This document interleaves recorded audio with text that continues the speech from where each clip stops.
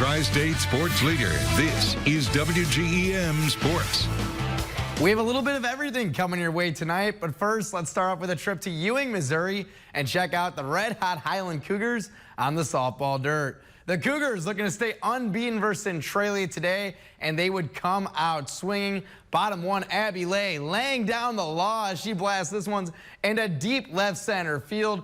2 runs would come in to score as the Cougars retake the lead. More offense was on the way. Later that inning, Shelby Frank bloops this one into shallow left, and Highland would tack on another. Both teams exchanging blows in this one, but in the end, Centralia wins this one 14-13 and gives Highland their first loss of the season.